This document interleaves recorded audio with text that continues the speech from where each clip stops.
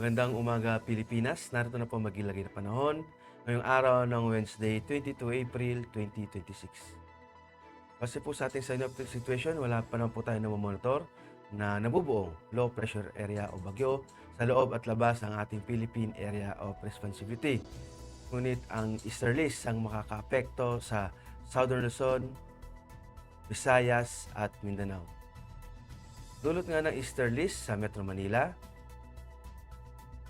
Bicol Region, Visayas ay makakaranas ng bagyang maulap hanggang sa maulap na papawirin, may pulong-pulong pag-ulan, pagkidlat at pagkulog. Sa nalalabing bahagi ng Luzon, magiging bagyang maulap hanggang sa maulap na papawirin, may pulong-pulong pag-ulan, pagkidlat at pagkulog. Dulot naman ito ng localized thunderstorms. Easterlies din ang makakapekto sa Mindanao na magdudulot ng bagyang maulap hanggang sa maulap na papawirin na may pulong-pulong pag-ulan, pagkidlat at pagkulog. At para naman sa flight level wind chart, makikita natin sa 925 hectopascal at 850 hectopascal, ang direksyon ng hangin ay nagmumula sa silangang bahagi at ang lakas ng hangin nito ay aabot ng 36 kilometers per hour. At pagdating naman dito sa 700 hectopascal, makikita natin sa may parte ng Luzon, Palawan at Mindanao na merong anticyclonic circulation na ang lakas ng hangin ay aabot ng 18 kilometers per hour. Pero mag-ingat pa rin sa mga close isobar dahil magdudulot ito ng mga gusty winds. Sa 500 hectopascal naman, ang direksyon ng hangin ay nagmumula sa kanluran at ang lakas ng hangin dito sa may extreme northern Luzon at sa Luzon ay aabot ng 36 kilometers per hour.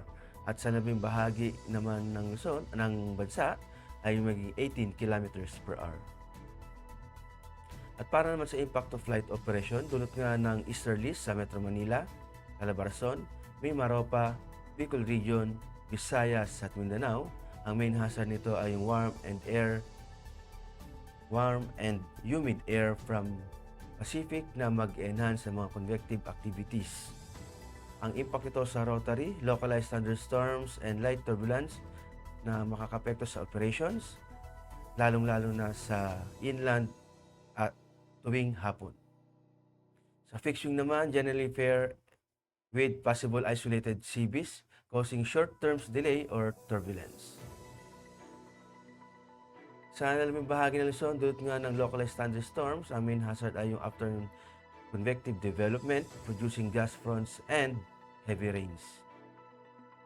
Ang impact nito sa rotary, downburst strong gust and reduced visibility, pose significant hazard, avoid flight in sea breeze activities. Sa fixing naman, severe turbulence and wind shear likely during arrival or departure phases.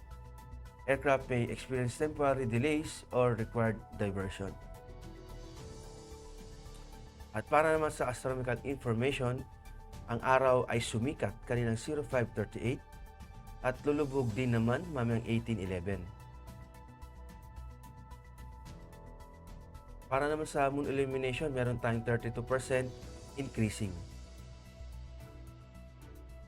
At para nga manatiling updated sa lagay at pagtaya ng panahon, i-follow lamang ang Air Force Weather Center sa mga social media accounts.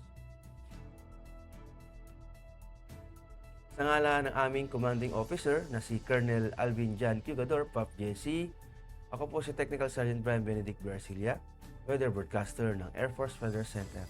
Maraming salamat po.